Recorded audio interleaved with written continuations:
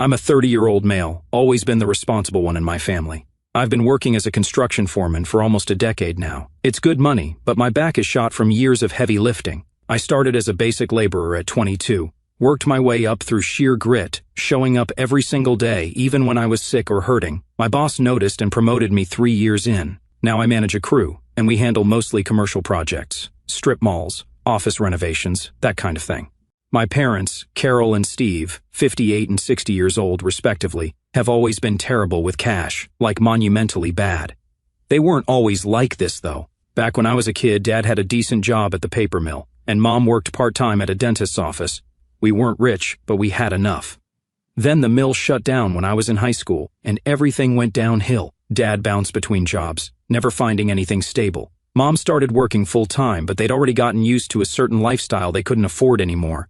Credit cards became their solution to everything. New TV, credit card, vacation they couldn't afford, credit card, car repairs, you guessed it. By the time I graduated high school, they were drowning in debt but kept pretending everything was fine. I couldn't afford college with their finances in shambles, so I went straight into construction while living at home to help with bills. My younger sister, Carmen, 27 years old, has been even worse.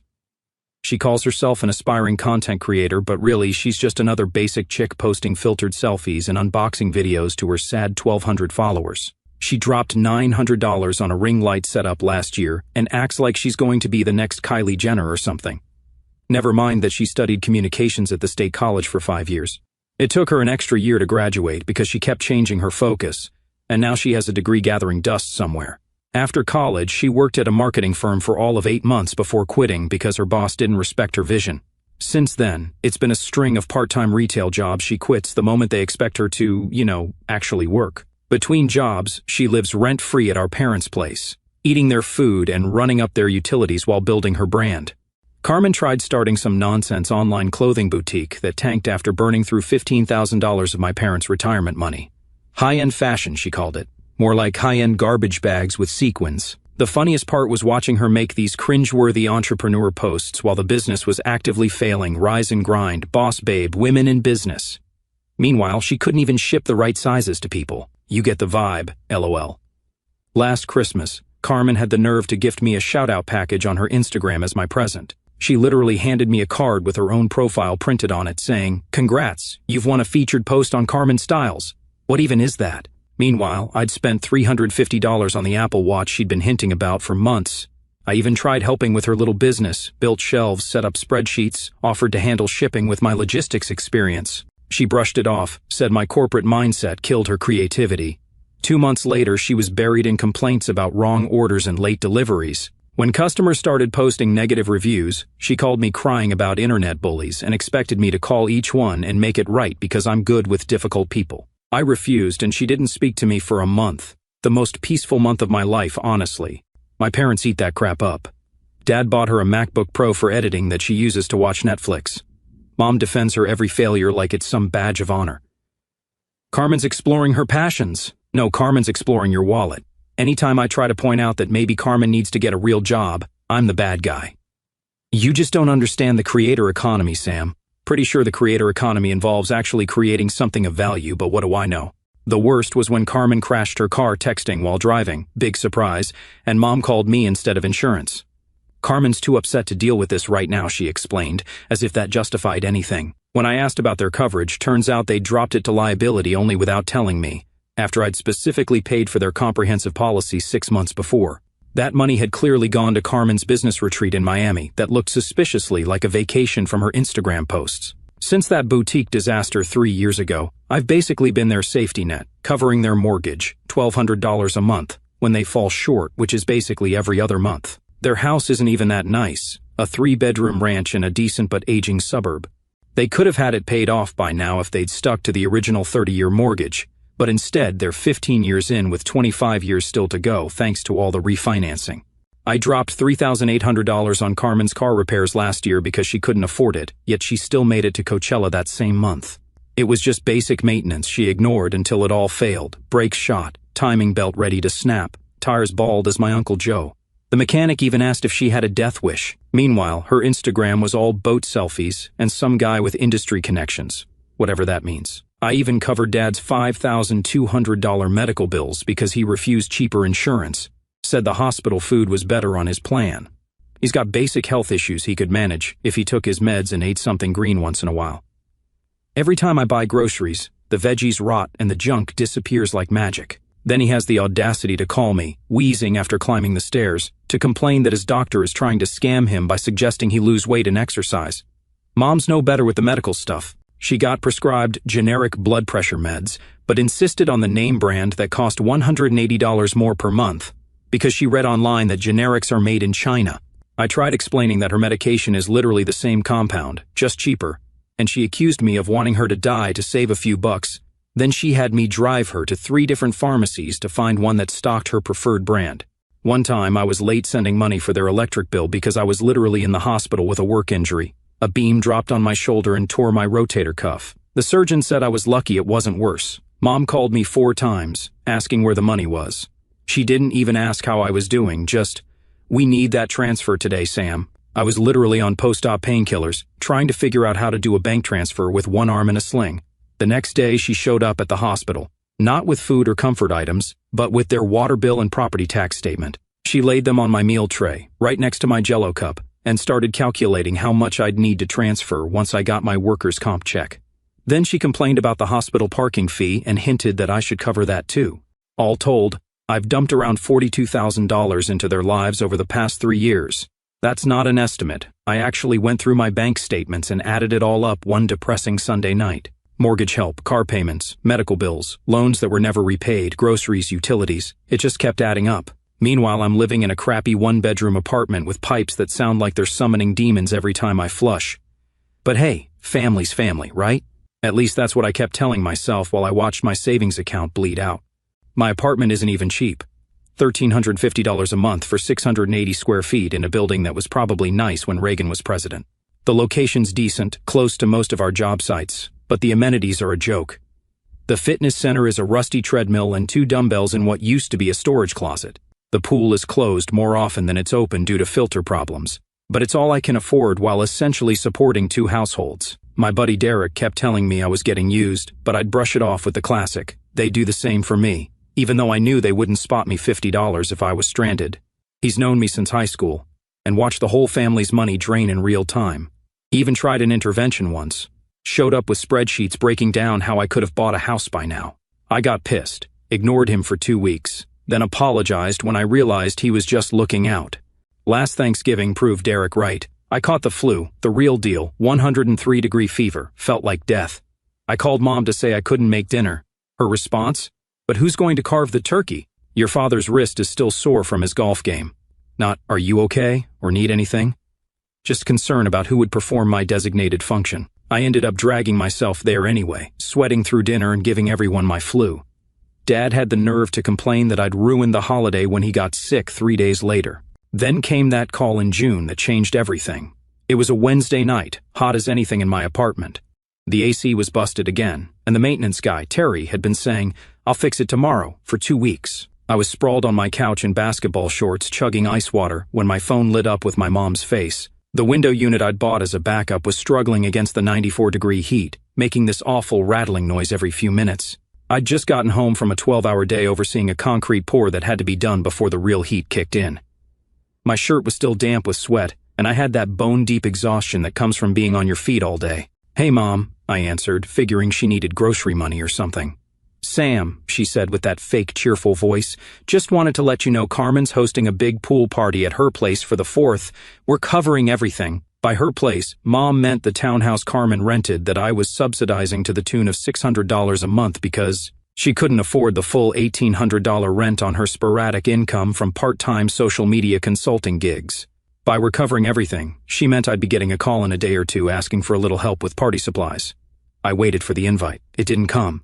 "So, should I bring something?" I finally asked. "Oh," she said with this weird little laugh. "Actually, Carmen doesn't want you there. She's invited some influencer friends and doesn't want them seeing her, less successful family members. No offense." I nearly choked. "Are you freaking kidding me? After everything I've done for you guys?" "Don't be so sensitive, Sam. It's her big networking opportunity. She can't have you showing up in your work clothes, talking about construction. It ruins her image." I looked down at my faded t-shirt with my company's logo and a small tear near the hem. Was this what Carmen was so ashamed of? The fact that I actually worked for a living? Her image? Mom, I live in a shoebox apartment because I've been paying your bills. I gave Carmen $3,000 last month. That $3,000 was for a social media course run by some Instagram guru promising to teach the secrets of monetization. Carmen swore this was the investment that would finally launch her career. I'd had to put off getting my truck's transmission service to cover it. The week after I gave her the money, she posted pics of a new designer purse with hashtag self-investment. When I texted asking about it, she claimed it was borrowed from a friend for photo shoots.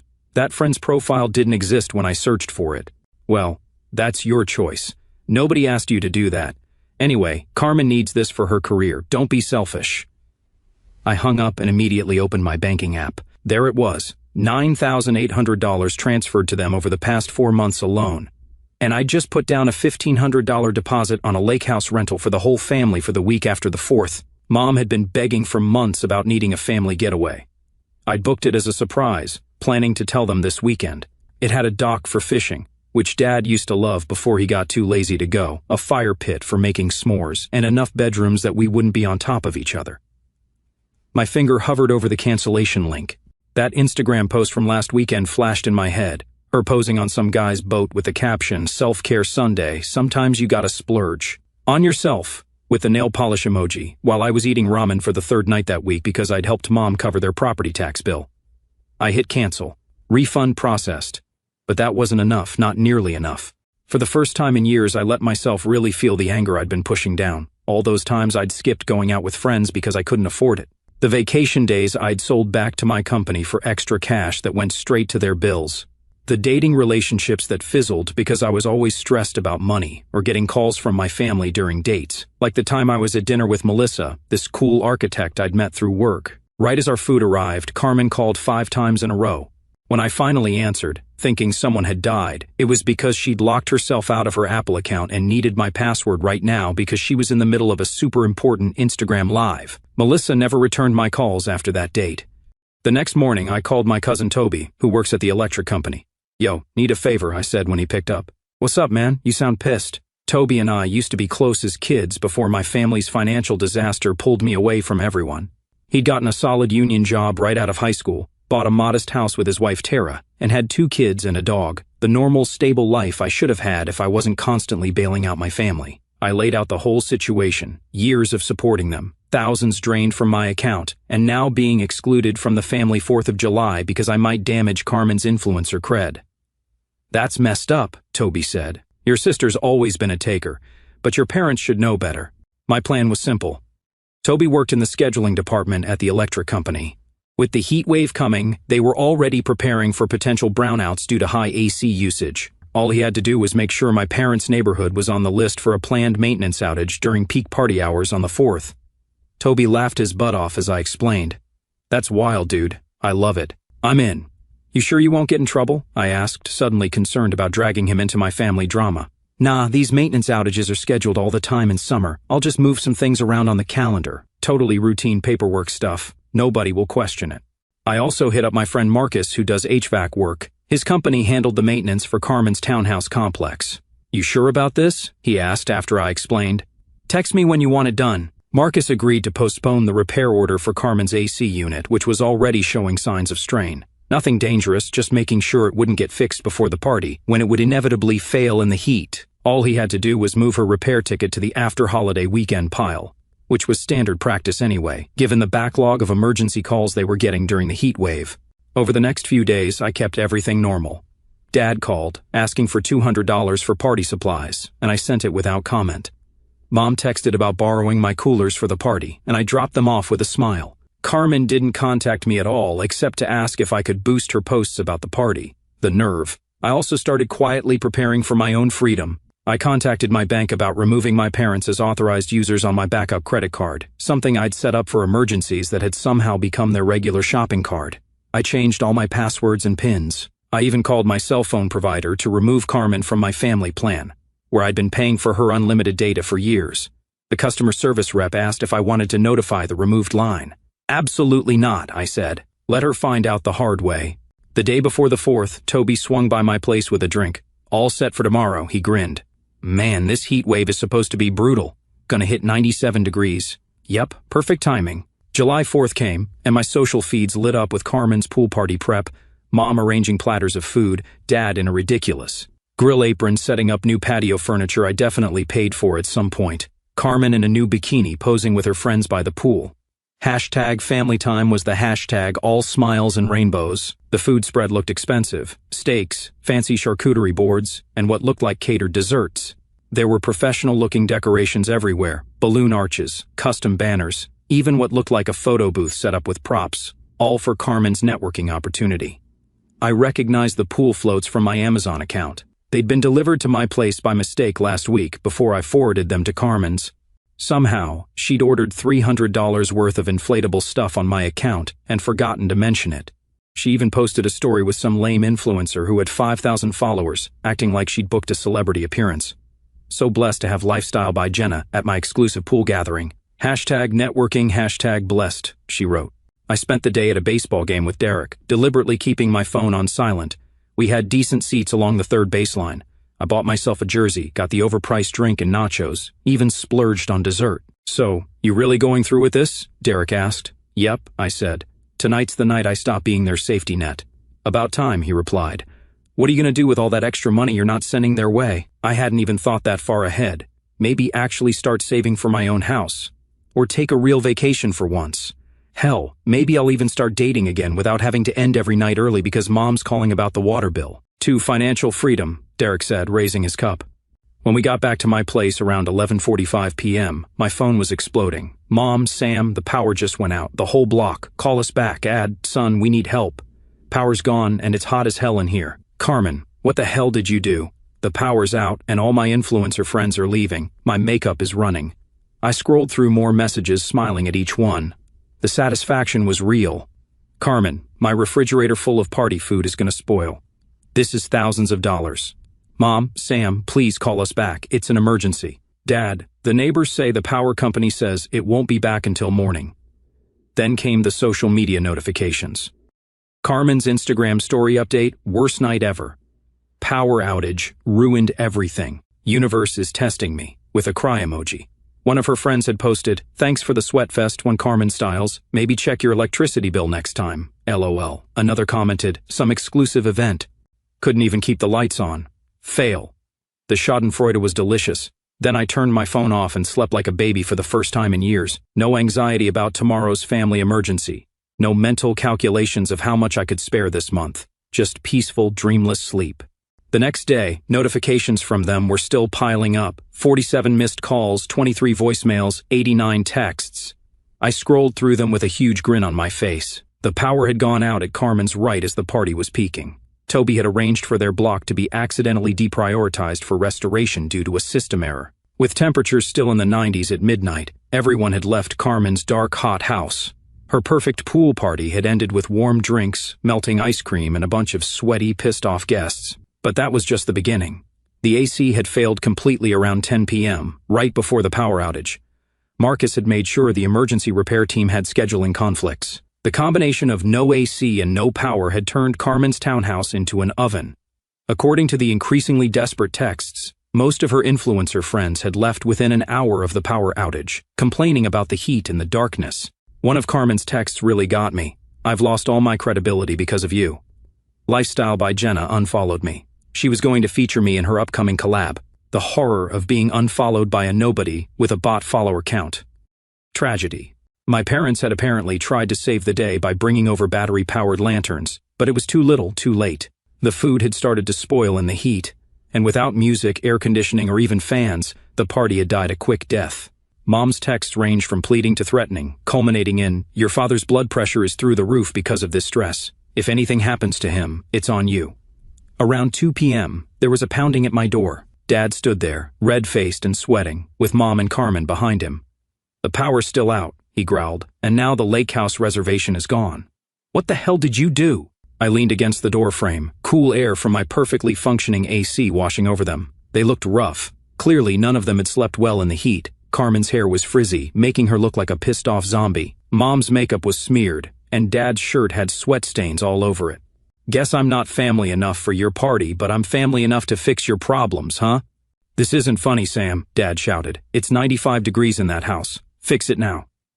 You know what's not funny? I stepped forward. Being treated like dirt after I've carried all of you financially for years. Carmen pushed past Dad, her face twisted with anger. You did this on purpose. You ruined everything.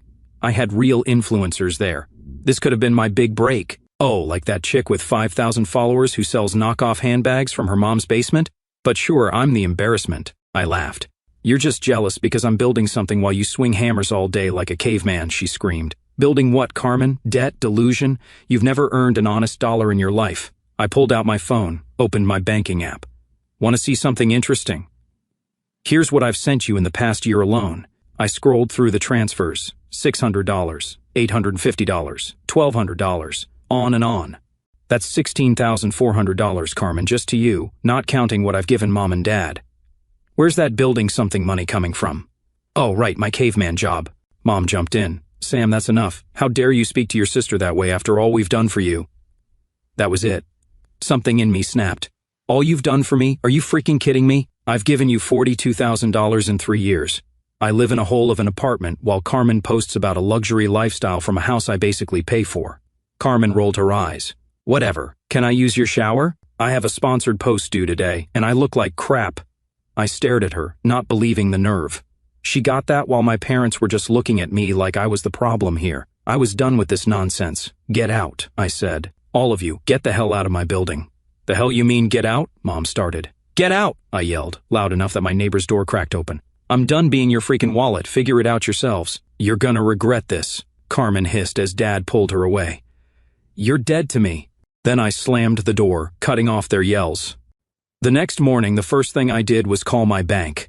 I froze the joint account I shared with my parents that they sometimes borrowed from, changed all my passwords, and removed my card from Carmen's Apple account, where she'd been charging her business expenses. I went through my automatic payments list, canceling recurring transfers to my parents' utility companies, Carmen's cell phone bill, and the extra insurance I was paying on Dad's car. Each cancellation felt like cutting a chain that had been weighing me down.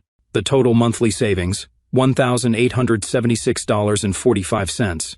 Almost $2,000 every single month that I'd been hemorrhaging to support their lifestyle. Then I called the utility companies for both my parents' house and Carmen's place. Turns out I'd been secretly added back as the guarantor on both accounts last month, probably because their credit was trash. My phone was blowing up again the whole time. Carmen, my Netflix isn't working. Fix it now. Mom, Sam, why can't I access the emergency fund account? Dad, son, this has gone too far. Cut it off now. I didn't answer any of them. But you know what I did instead? I booked a flight to Bali, 3 weeks, leaving Friday, something I'd always wanted to do but could never afford because I was too busy bailing them out. The travel agent, yes, I used a real person, wanted to make sure everything was perfect, helped me find a great deal on a beachfront bungalow. First big vacation? She asked as I was putting down the deposit. First vacation where I'm only paying for myself, I replied. The total came to $4,300, including flights, accommodations, and some excursions. Less than I typically spent on my family in a month. By afternoon, the family group chat was on fire. Mom, I can't believe you'd do this to your own family. Dad, after everything we've sacrificed for you. Carmen, hope you enjoy being alone forever. Then my cousin Toby called. Dude, your family is telling everyone you abandoned them. Your aunt just called me, asking if you had a mental breakdown. Toby told me they were telling everyone I flipped out for no reason, cut them off, and was being cruel. Carmen was posting tearful crap about toxic family members and how money changes people, dropping hashtags like #HealingJourney, while her followers flooded the comments with hearts and stay strong replies. I laughed and told him to send the posts. She was in full victim mode, claiming cutting off family was hard, blaming jealousy of her success. The best part? Carmen was posting this from her healing retreat at the local Marriott, room service receipts clearly visible in her Instagram stories. Somehow she'd gone from broke to booking hotel stays overnight. Toby confirmed my parents had moved in with Carmen temporarily until their power was restored, playing the victim card with relatives to score sympathy cash. My aunt had apparently sent them $500 after hearing their sob story. I said nothing. Let them spin whatever makes them sleep at night. I'm out of the game. I spent the rest of the week ignoring their calls and prepping for my trip. I bought new clothes, a decent camera, some hiking gear. Things I'd always wanted but never justified because that money always ended up solving someone else's crisis. Then on Wednesday, my neighbor spotted me in the parking lot. "Hey man, your family was here again earlier, banging on your door for 20 minutes. Is everything all right?" They looked pissed. "Sorry about that," I said. Family drama. Thursday night, the day before my flight, I got a text from my dad. "Your mother is crying herself to sleep every night. Hope you're happy." I wrote back, "For the first time in days, I'm actually happier than I've been in years. I'll be flying to Bali tomorrow. Don't contact me." Then came a message almost immediately from Mom. "You're going on vacation while we're struggling? How could you be so selfish?" I blocked them all, finished packing, and ordered myself a nice dinner. For once, I wasn't counting pennies or worrying about their next crisis. Nope, I was taking a vacation instead.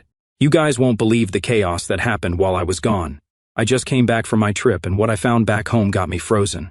I never expected things to escalate the way they did, but here we are. I still can't process how the only vacation I ever took turned into complete chaos, only because my family couldn't let me enjoy it in peace. Buckle up and let me tell you what happened already. First of all, Bali was incredible. 3 weeks of beaches, hiking, amazing food, and absolutely zero family drama. I'd gone completely dark on social media to avoid any chance of them tracking my location or activities. For the first time in my adult life, I was completely unreachable to them. I made new friends with this Australian couple at my resort who couldn't believe I'd never traveled before. Had a lot of funny stories over there, but anyway, that's not our topic. Let me get to the part you guys were waiting for. When I landed back home, I turned on my phone for the first time in weeks, and as expected, the bombardment was immediate. Hundreds of missed calls, voicemails, texts, and emails. I deleted them all without reading. Whatever crises they'd manufactured in my absence were no longer my problem. But something felt off when I got to my apartment building. The front desk guy gave me this weird look. "Glad you're back, man. Your family's been causing scenes here almost daily." Great, just what I was asking for. The moment I opened my door, I knew something was seriously wrong. Someone had broken into my apartment. Yeah, let's act like we don't know who.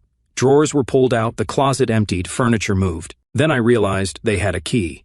How did I miss that? I remembered my mom had guilted me into giving her a spare for emergencies years ago. I'd completely forgotten about it in my rush to get away. The first thing I noticed, my laptop was gone. And not just gone, they'd taken it and returned it. I could tell because all my files had been accessed recently. Next, my filing cabinet was a mess, important documents strewn everywhere. My social security card was missing, my birth certificate gone. But that wasn't even the worst part. I checked my desk, where I kept my emergency cash, $2,500 in a locked, fireproof box for genuine crises. The box was still there, but empty. The key had been in my sock drawer, which was completely upended. I pulled out my phone immediately and checked my credit report. 4 new credit cards had been opened in my name while I was away. 2 were maxed out already, and a loan application was pending with my information. They'd stolen my identity while I was gone for almost 1 month. That's all it took them. I called the police immediately, filed a report for theft and identity fraud. Next, I called my bank. Thank God I'd had the foresight to set up 2-factor authentication before leaving. They'd tried to access my accounts multiple times but couldn't get past the security checks sending codes to my international phone number. The bank flagged the attempts as suspicious and locked everything down tighter. I spent the next 3 days in absolute hell, calling credit bureaus, filing fraud alerts, disputing charges, and documenting everything.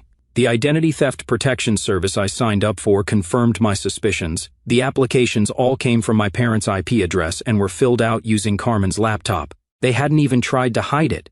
Why? Because they never expected me to actually take it this far. I called my cousin Toby and filled him in on everything. Toby was quiet for a minute. "They've been telling everyone you abandoned them without warning. Your mom's been playing the victim card hard, posting on Facebook about how they're struggling to make ends meet with medical bills. Let me guess. They haven't mentioned stealing my identity or robbing my apartment?" "Shockingly, no," Toby laughed. "But here's something you should know. Carmen's been bragging to my wife's cousin about getting back at you. Said something about teaching you a lesson about family loyalty. She's not exactly keeping it secret in certain circles." Perfect. I spent the next week securing everything, changed the locks, set up cameras inside my apartment, gathered all the evidence of the fraud and theft. Then I got a text from my dad. "We need to talk. Family dinner tomorrow night. Be there, or I'm calling your boss about your extended vacation." So, they were moving to workplace threats now. Nice. I didn't respond, but I did call my boss first. He's a solid guy. "Just wanted to give you a heads up that my deranged family might try to cause problems." He laughed. "Let them try. Your work speaks for itself, but thanks for the warning." Instead of going to their family dinner, I went to the police station with my completed evidence file. The detective assigned to my case started flipping through my meticulous documentation. "This is open and shut. We'll be making arrests within 48 hours. True to her word, my parents and Carmen were picked up the next day. You know the best thing about living in a small town? Nothing stays hidden. Carmen's precious social media imploded as followers, mostly college acquaintances who heard everything through Instagram gossip, realized her luxury lifestyle was built on theft and fraud. My parents' friends started distancing themselves as the details came out. Now, look, I won't bore you with the whole legal process, but in the end, their defense was pathetic. We were just taking what he owed us for raising him. The judge didn't buy it, and neither did the jury. My parents got probation and mandatory financial counseling, thanks to their age and clean prior records. Carmen wasn't so lucky. Her old shoplifting charge and the laptop evidence earned her 18 months. Her tearful courtroom meltdown about her influencer career being ruined didn't help. The restitution order was the best part. They have to pay back everything they stole, plus damages for the identity theft. Every month, a check comes to me instead of from me. How's that for karma? Now, I'm planning to move out of that apartment as soon as my lease is up. I've already started looking for a house in a different neighborhood with good security and no spare keys given to anyone. My credit's recovering slowly, and I'm finally building savings for the first time in my adult life.